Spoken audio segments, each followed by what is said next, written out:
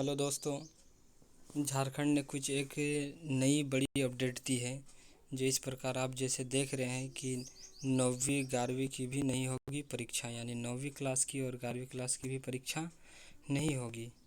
दोस्तों, यहाँ झारखंड ने कुछ अपडेट दिया है जो इस प्रकार है। इसको हम देखते हैं कि राज्य में पहले से ही 8वीं की तर्ज पर 9वीं और 11वीं के परीक्षार्थियों की भी परीक्षा नहीं होगी। यानी कि जिस तरह 8 क्लास के बच्चों की एग्ज़ाम नहीं हुई थी, उसी प्रकार 9वीं क्लास की और 11वीं क्लास की भी परीक्षा नहीं होगी। आगे देखते हैं दोस्तों। बताया गया है कि इन दोनों कक्षाओं के छात्र छात्रा भी 8वीं तक के छात्र छात्राओं की तर्ज पर अगली कक्षा में प्रोमोट होंगे। यानी बताया गया दोस्तों कि जिस प्रकार 8वीं क्लास के बच्चे प्रोमोट हुए थे, उसी प्रकार के 9वीं क्लास के और 11वीं क्लास के बच्चे भी अगली अगली कक्षा में प्रमोट होंगे। यहाँ दोस्तों बताया गया है कि राज्य सरकार इसकी तैयारी कर रही है। इसकी घोषणा आने वाले दिनों में की जाएगी। यानी कि अभी इसकी घोषणा नहीं हुई है, पर आने वाले दिनों में इसकी घोषणा की जाएगी। इसके लिए सरकार अपनी तैयारी कर रही है, राज्य सरकार। वहीं आगे बताया गया दोस्तों कि मैट्रिक और इंटरमीडिएट परीक्षा को लेकर भी मंथन जारी है।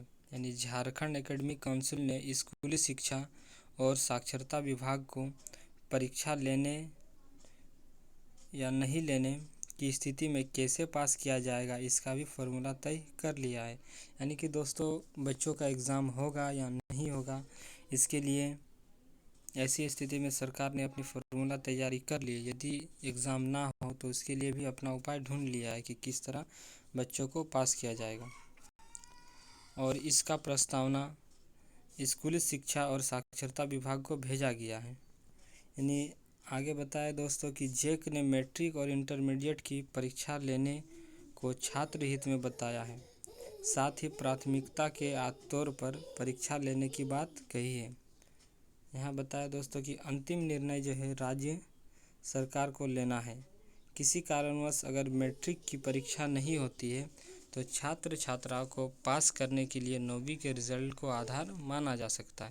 यानी दोस्तों, यदि कोई बच्चे 9वीं क्लास में पास हो चुका है तो उसी के आधार पे 10वीं क्लास में भी पास कर दिया जाएगा, वही रिज़ल्ट देख के, उसी के आधार पे।